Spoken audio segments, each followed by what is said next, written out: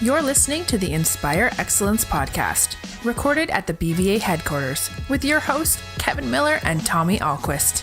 Each episode is focused on shedding new light on different perspectives to create dialogue that inspires excellence. Welcome once again to the Inspire Excellence podcast. Tommy Ahlquist, Kevin Miller, and we've got a really special guest today, sir. Kevin, we are honored today to have Congressman Russ Fulcher here. Really excited. One, to just let our listeners learn a little bit more about Congressman Fulcher. Very well known, but I uniquely, Russ, got to spend a lot of time with you and your family on the campaign trail over a couple of years. And I think I know a little bit more than I did about the man behind the name. And so hopefully we get to that today. So thank you so much for being here with us. My pleasure. I just appreciate the opportunity. Well, you've got a lot of things going on. How have you adjusted from being a candidate, a state senator, a businessman? I'm trying to think, a family man to a congressman. Has it hit you? You know, probably not, to be perfectly honest. We're kind of in that transition mode. And, when you're moving fast enough and you're not paying attention to all the telephone poles, they start looking like a picket fence after a while when you're going fast enough. So to be perfectly honest, Kevin, probably not.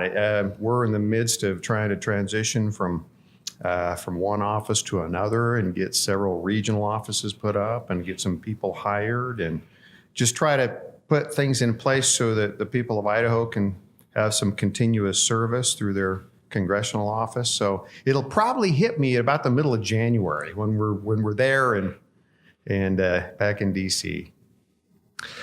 Russ, before we get into what's ahead and kind of maybe some comments that you have on what you're looking forward to in this new role, I wanted to maybe tell a little story about the first time we ever spent any time together as candidates. Back when I got into the gubernatorial race, you were already in as a candidate, and Brad Little was there as well, and got a call from you, and you said, "Hey, can I come talk to you?" Which just called me up, and I said, absolutely. And I remember being so nervous when you came in because I knew you before, but not well. And I thought, oh, here's a guy that I'm going to be in a race with. And anyway, you came to my office, walked in, sat down, and I don't know if that was my introduction to politics. And I thought, boy, this is pretty great. I can tell you it wasn't like that after we met. Well, I probably should have stopped right there, but because I want to tell you, you were so genuine and so kind, and you made it clear, hey, it's going to be a race, but we talked about our families. We talked about the world. We talked about community. We talked about service. We talked about why we do what we do and what would compel us going from the business world into public service. And I just remember when you left thinking to myself, that is a really, really good guy, an honorable gentleman. Then we get out on the campaign together. And then after a while, what happened, and I lost, and you went on and became our next congressman. But as we were on the campaign trail, I got to know your family, your kids and your wife. And I can tell you there was never one moment in 2 years of meeting all sorts of people that I ever couldn't look you in the eye and think that is a great, great man, great family man, your family and they're just amazing people. So I'm very happy that you're going to be representing us. But I just want people to know that because politics is a weird deal. I mean, you get into it and there's all sorts of people. But I wanted to tell you thank you and let people know that we've got a really good human being in Idaho and that's going to be taking care of us. If I can just say, I'm very, very honored by that and probably not deserving, but I do remember that first meeting that we had too. And frankly, it was easy. And I have a special appreciation for people who are willing to serve and take it as in the mindset of being a servant. And you did. And that's really what I was trying to find out. I mean, we'd probably met somewhere along the way, but didn't really have a good conversation. But I had a pretty good idea, Tommy, to be honest, because we've got some mutual friends and people that I respect, people that you respect. And they had told me, look, this Ahlquist guy, he's a real deal. And what he does, he's doing it for genuine purposes. And there's honestly, having been around this game for a little while, both on the business side and the political side, there's not that many people who have been or are successful in one and the other, and successful in business, for example, like you've been, and even want to engage in public service. that is a special thing. And we're doing it for the right reasons. And so that was easy. And it was an honor to meet you and get to know you a little bit better. But more importantly, I think the people of Idaho ultimately win as a result of what you do. And you know what? Our paths are going to continue to cross in the future. Anyway, let's get into it. I was back in Washington, D.C. a couple weeks ago. Saw all the desks emptied out into the hallway. There's a big transition happening. Can you tell our listeners a little bit about what it means to transition into the role of congressman, all of the staff you have to get going, and what's on your mind every day as you ramp up here and you get ready to take over? Yeah, so there's going to be 4 congressional offices in Idaho's 1st congressional district, and that's kind of been the norm over the course of time. But like with any new organization, I kind of like to have my own people, and just you relayed on the business front. When you build a team, you want to be able to hire who you want and be comfortable in that environment. And so largely it's going to be a new staff. So we needed to staff those various offices, and we're really close with some really good people on that. The Washington D.C. office will have about 8 people in it. We'll have kind of our main Idaho office will be in Meridian. That'll have about 6 or so. Then we'll have 2 or 3 in Coeur d'Alene, and we'll have 1 in Lewiston.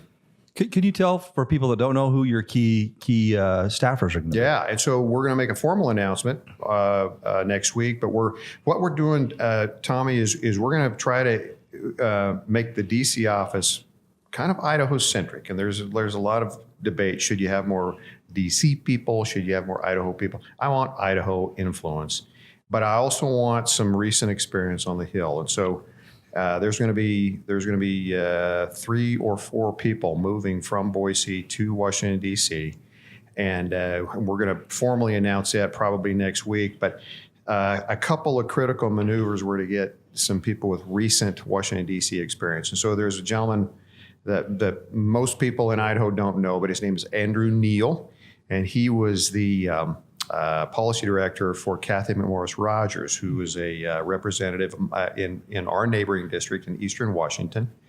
And he's been working for her for about 4 years, and he's going to be our legislative director. And he's a very, very sharp guy. And one of the reasons that I wanted him is not only his experience, but his brother, Jamie Neal, is Congressman Simpson's legislative director. And so it kind of gives us a little bit of a tie. And so we're in the process of making that transition, staffing in those various offices, and then just going through the mechanics. I just walked into a beautiful building that you have in your offices, and you were saying, hey, we're just moving in and we're going to be for a while.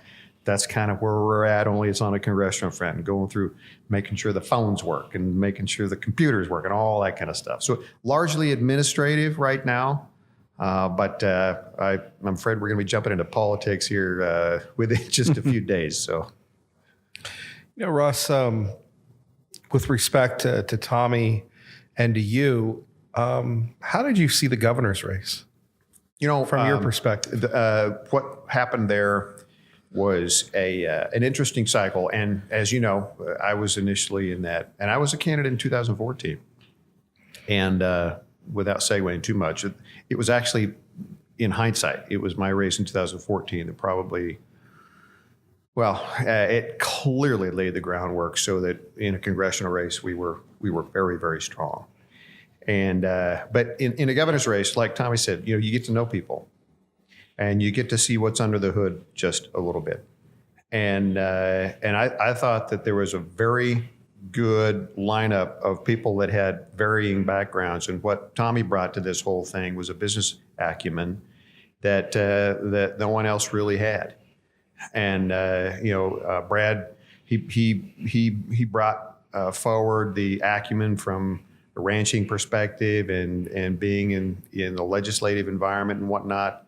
And of course, Congressman Labrador was bringing the perspective of a legislator and somebody from with federal experience. Sure. So you take those 3, and there's a pretty daunting group of people. But I think the overriding overriding thing for me, Kevin, was thinking, all right, it's a blessing when you have multiple people that are A, willing to do those kind of jobs, and B, bring to the table what everybody collectively did.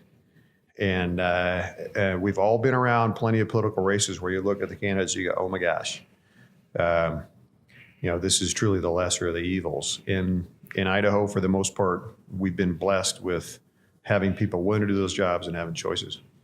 Sure. What did you think of the governor's race? I mean, the tone there was, Russ Fulcher comes in and you have a good talk and you think you're going to have a good time with him on the trail, and then it was the most competitive race we've ever seen. Yeah, it's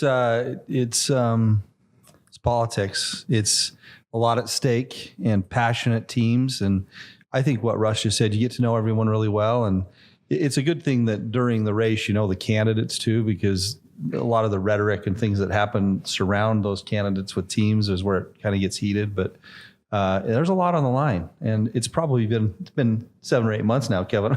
Right. A lot more healed, but it's hard to lose, right, Russ? I mean, I've been there. You've been there, and you kind of step back and go, what just happened? And then you do. I've always said after it's over, win or lose, what defines us in life is how we react to what happens to us. And so I think you take the tremendous things you learn and the relationships and the good, and you build on that, right? And I think that's what you did after your first race against Governor Otter, and look now where you are. And I think that's what we've done in the business world. Certainly learn a lot. You learn a lot about yourself. Oh yeah. You learn a lot about yourself, and you learn a lot about people that are around you.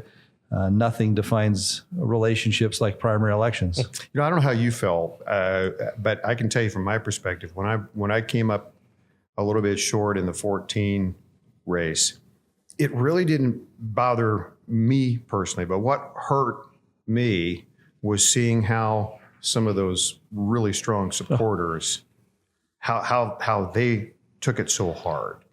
And that was harder than it's a feeling that I don't know unless you've done it like we have that you can describe, because it's not, you just feel bad. You couldn't have done more, but you feel guilty that I wish I would have won. It's guilt's probably not the right word. You're sad, you're disappointed, and you lay in bed and think, what more could I have done? Did I make a mistake? I let them down. I let someone down, and and then you go back in the campaign office and it's empty and everyone moves on, and you're like, wow, what just happened, right? It's a different feeling, and I think you learn from it. You do. You grow from it, but you can't describe it unless you've been through it. Yeah, and so many people put so much out there on your behalf. It's humbling when you see other people work so hard on your behalf, and you want to perform for them. You want to win for them, and so, yeah, that was the hardest thing for me. Recovering from 2014? Consoling and working with the people who had supported me in 2014. Right. That was the most difficult. And you didn't stop. No. But I believe that Tommy's probably seeing the same thing. And if not, I believe you will. And that is that the network that you build, the friendships you garner, the trust that you earn doesn't go away. And sure, if you do stupid things long enough, you can lose it. But you know what? It's such an honor to be able to say, you know what, I can pretty much go into any town in this state and I know somebody and I know their story. And I know some of the things that have made them successful and some of the things that make them hurt because they told me that. And you know what? That's a lifelong benefit that you'll never forget. You just said something that I've thought of, but I haven't really verbalized. But I didn't realize, I think in private life, when you serve in different capacities, sometimes you serve in your church or you serve in your community, there's a sacred place that people have, and that's their living room of their home, right? I mean, it's your home, and you get invited into someone's home to help them and serve them. When you just said that, I realized that you could go in any nook and cranny of this state, and for both Russ and I, we have been in those homes. We've sat in those living rooms in almost every town, and that is sacred that you have. That's the level of relationship of people that trust you, that were behind you, that supported you. Sometimes over and over and over again, you're back in those homes over a 2-year period. Pretty special experience to have. Pretty special experience. And that will never go away. Yep. And those relationships will always be there. So, I'm a competitive guy. I know Tommy's a competitive guy. And nobody ever likes to lose. But, at the same time, there's things that can never be taken away if you do lose. And I'm reminded, there's a quote, a very famous one. It's a Theodore Roosevelt quote, the man in the arena. Basically is, even if you do engage and you come up short, that you at least are. There's an elaborate way of saying it in the quote, but it's you're not one of those timid souls who knows neither victory nor defeat, because you were at least in the arena. And so, you know what? There's something to be said for that. So I'm thankful. And you're a better person. And I think, after going through that and recovering from it. You've been known as a very humble person. What's the source of your humility? Well, I've been blessed, and I know I've been blessed. If I were dead tomorrow, I've lived more than anybody that I know, and it's because I think God has just chosen to allow me to have favor, and so many good people have been around me. So much of any success I've had is not my own doing. It's people around me. It's either family, or it's some very talented personnel in the business community, or just trying to be faithful to God's direction in your life and allowing Him to provide that blessing. But I'm a very thankful person, and I know that left to my own devices, I can mess stuff up really easy. But if I have the right people around me, and there's accountability, then collectively we generally do the right thing. But I've had too many blessings, Kevin, that weren't of my own doing, to not be thankful and humble about that. Russ, can I ask you one other question related to that? On the campaign trail, certainly saw your family a lot. And I know you draw a lot of strength from God and from your family. Can you share what they mean to you? Oh my gosh. I know you've got kids, and you've stood in my shoes in that regard. And you just simply can't function without them. And you know what, Tommy, I'll share something with you. This campaign and the events that surrounded it have been one of the most difficult on my wife. And to see, it's one thing if you're a candidate, when you take hits or you take criticism or you take negative messages. But it's another thing when it carries over to your kids or your family. And that definitely had happened in our life. And it's had a big impact. And, frankly, we're still trying to recover from some of that. And you can't do it. I can't do it without them. And my guess is that you couldn't either. And so that's a source of strength I think God gives us, and that responsibility as well. As you talk about that, people have asked me what was the hardest thing. And it's a weird thing, because when you get into politics, you ask for it. And I think that removes barriers that are common decencies from a lot of people, where they say, hey, you asked for it.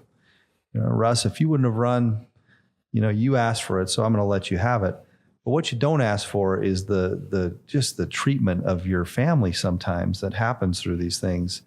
And boy, I'll tell you, nothing would just get right down to my core when you just think, really? It's my kids, right? why would you do that? And that's probably the hardest thing for me, was to say, yeah, I might have asked for it because I thought it was important to serve.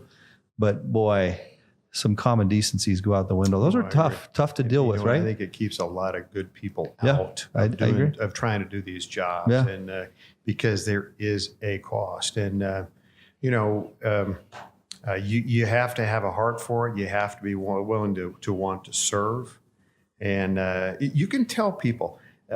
You can. I spent 10 years in the Idaho legislature, and at that time, with all the personalities there, I could pretty much tell you with pretty high degree of confidence, here's a motivation for this person, and here's what it is for this person.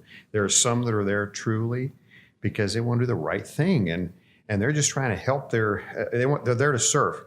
There's also a percentage that are there for that's their identity, and they want that title. And you get to know that pretty quick. But that was one of the things about you, and I could tell that from the very first time we talked about it. You weren't there for the title. You had one of those, right? You've got those before, and me too. You're there because you're trying to do the right thing. That's great. Okay, now this is a good one.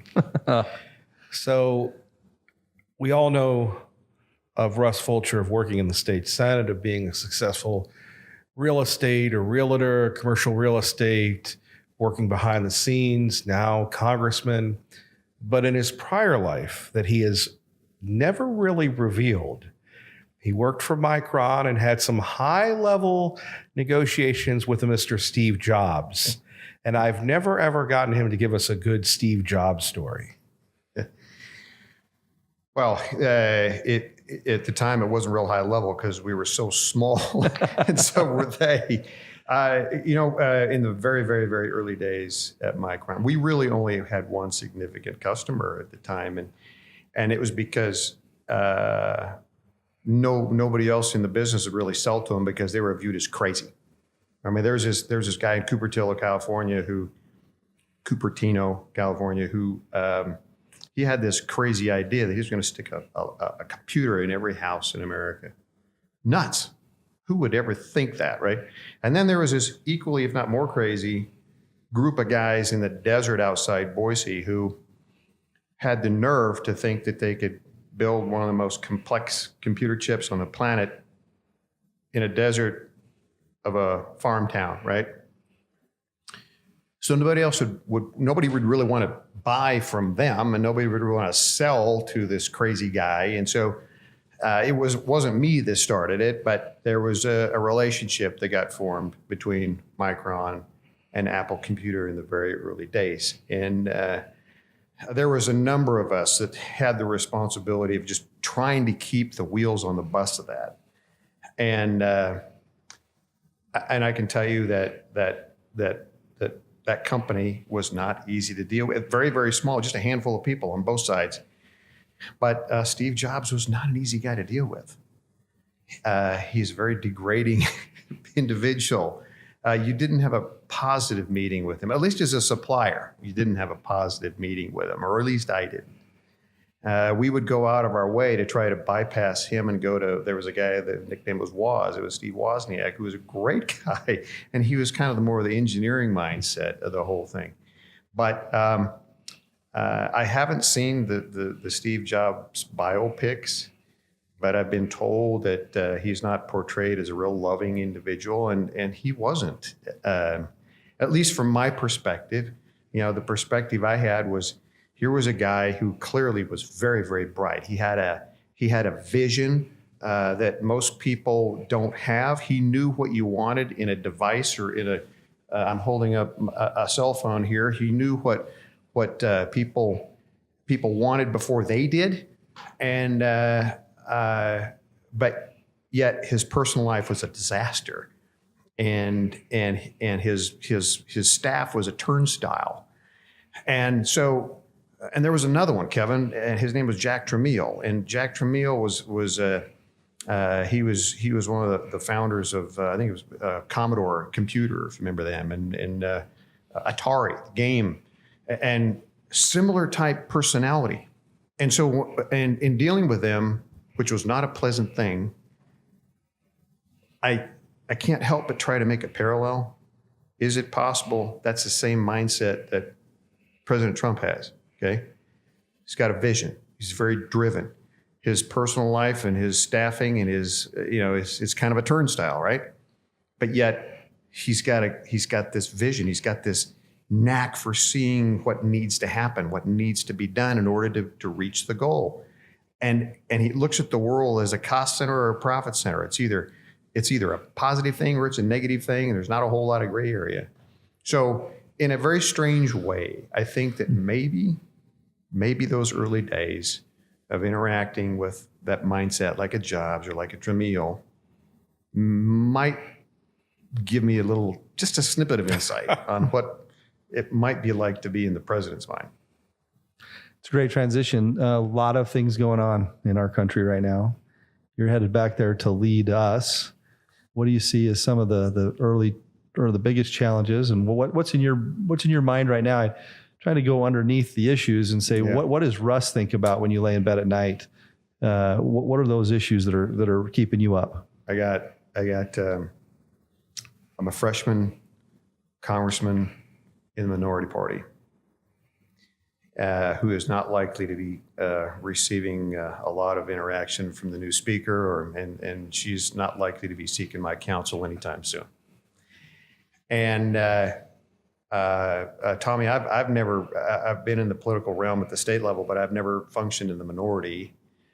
And I realize that if there's going to be anything done, and it's going to be significant on behalf of the constituents who put me in place, it's probably going to have to be one of two things. The first one would be the role that I play in facilitating very good constituent service at the state level.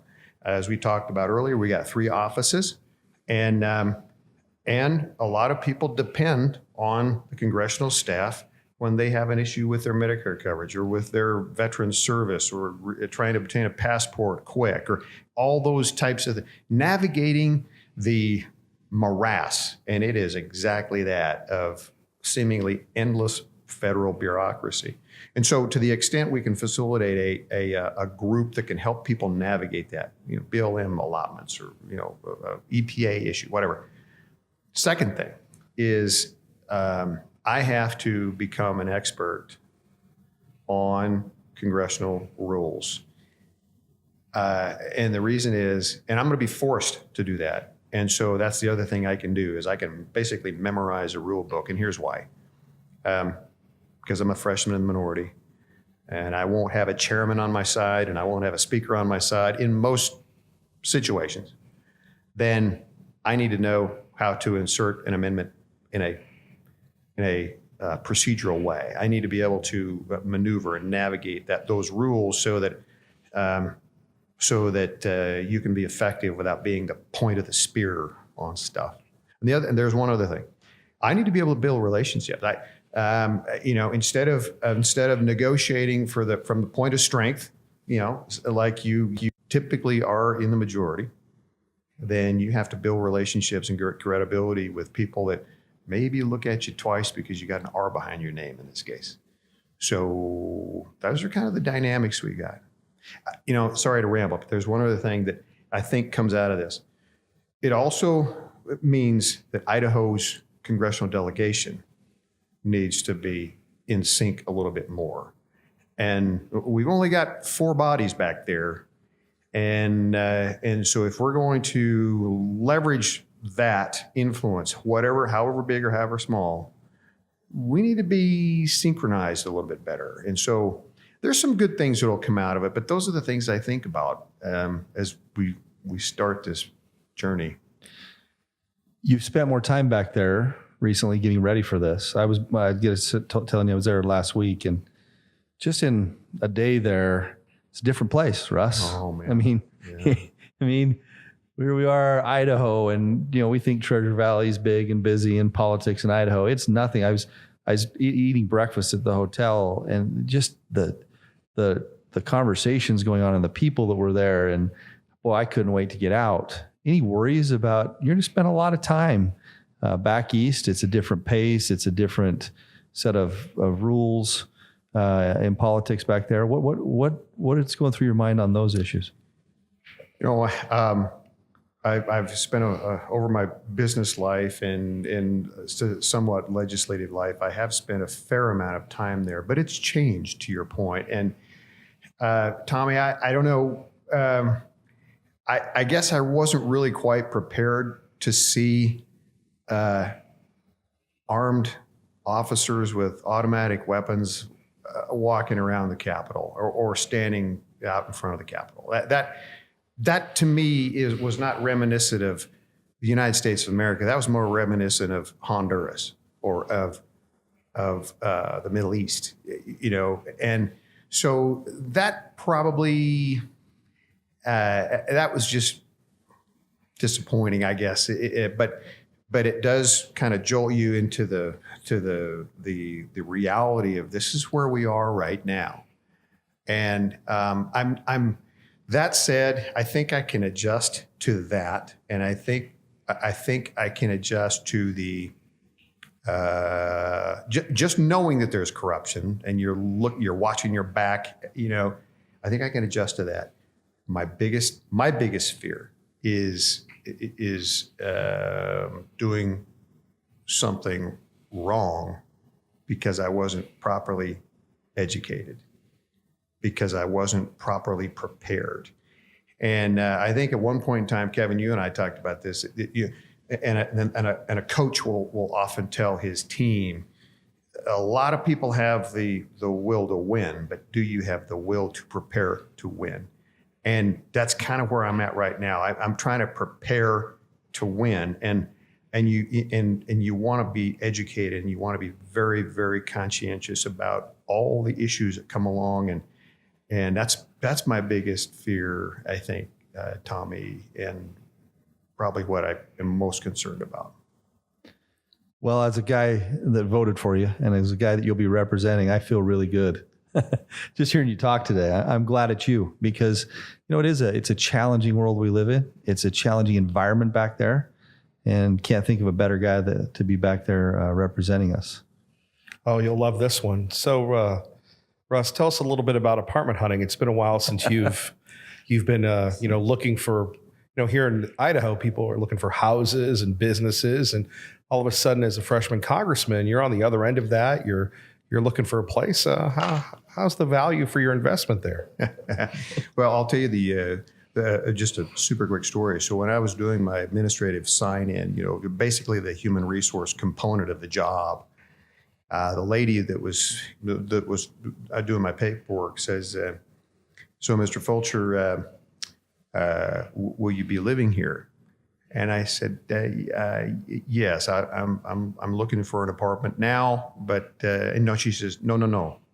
Will you be living here, like in the building, right, in your office?" And I said, "Oh no, ma'am. I've got to get out of this building." She says, "Well, more than 100 of your colleagues will be." And so the reality is, more than 100 senators and U.S. congressmen physically live in their office. Now, I don't know if you've been in these offices much, but it's, at least from my vantage point, it's not where I want to live, okay, for a number of reasons. But, I can tell you one reason why, and about my experience in the apartment hunt. I actually succeeded. I have a 500 square foot studio apartment that's about 8 blocks from the Capitol for a mere $2,500 a month. Mm. And to be perfectly blunt, I was happy to find it. And if I want to get in a bar fight, I can probably do that by just stepping outside the front door. So I mean, it's the nature of the beast is just massively expensive. But the other thing that the apartment hunt taught me, Kevin, was more about the swamp, because I got offered right out of the chute a couple of fabulous deals on some really nice townhomes 1 or 2 blocks away from the Capitol for a third of that number. And I thought, wow, this is really, really cool. Who are these nice guys that are offering that? Well, they just happen to be from the lobby corps, and that's how That's how the swamp works. Okay. And so if I would have taken one of those deals, then I got somebody who feels like they got me in their pocket. And so there's an education that comes with everything, but it's a very expensive place to live. We don't hear that a lot. Tommy, you know about real estate values. Yeah, it's just a different world back there, isn't it? What about your family? With you moving back and going to spend a lot of time back there, and how's that adjustment going to be for you? You know, in the last year and a half, 2 years, all of my children have grown up and moved out, and I get to work with two of them. By the way, my daughter is she works on the campaign and will continue to do that with a 2-year term. I got to keep some of that going. My son, so thankful for him. He's a very young guy, but he's transitioning to the commercial real estate world, and he's taken over the stuff that I had in the clientele in that arena. But no, this is and as I've mentioned earlier, this has been very, very difficult on the marriage, that whole scenario. It just really has. And so I'm going to be going back and forth a lot, and it won't be every week, but it will be a lot. And so that whole arrangement is going to be one based on mobility. And like you, travel is not a real stranger to me. I mean, in the Micron years, in the technology years, that was a kind of life on an airplane. And so, but it's going to be based on mobility and just a lot of bouncing back and forth and a lot of frequent flyer miles. Huh? Building on what Tommy said about your family, what was it like for you as a dad to take direction from your daughter? Well, frankly, two things. Well, if you know Megan, you listen to her. First of all, let me tell you that. Two things. One is I watched a young lady turn into a young woman, and I'm not just saying that. She matured. And as a father, to watch that, when I reluctantly brought her on the campaign at all. It was she was going to, just do some minor administrative things, and then the next thing I know, all of a sudden, boom, she's the one she's the doer, and the doers, right? You see them, and when the fire in the belly engages. Okay, that person, they're going someplace, and they just do stuff. Well, that's what happened. She was just doing a very minor administrative role, and the next thing I know, she's running the doggone thing, right? And so, I was reluctant to call her campaign manager because she was my daughter, and all of a sudden he said, "Wait a minute, she's the one who's doing his job," and and the people that in some cases we had, arranged to give her direction, the roles had reversed. And so we changed the structure. She did run that campaign. And when I say she ran it, she ran it. And I hate to say it, maybe I shouldn't say it, there's a microphone here, but I will. Her judgment on campaign related things turned out to be very, very good. And as the candidate is not always the best person to make certain judgments. You mean it gets emotional sometimes? And in my case, she grew into, and she found something she absolutely loves it. And so I'm not sure exactly where her career is going to take her, but it's going to involve the political environment in some fashion because she loves it. She's good at it. And yes, I did take direction from her, and I do. And Russ, finally, what inspires you? A number of things, Kevin, but I'll tell you just a super quick story. Family issues make me emotional. Patriotic issues make me emotional. To see a young lady mature and grow up and really come into her own, that inspires me. To see a person, not just my daughter, but see a person develop. When you're talking, I'll bet you saw this, Tommy, when you're talking to a classroom of students as a political candidate or as a businessman, and you see that light switch on when you made a contact, or a town hall meeting, at a meet and greet, and all of a sudden, boom, somebody goes, yeah, I got it. I know why you're doing that.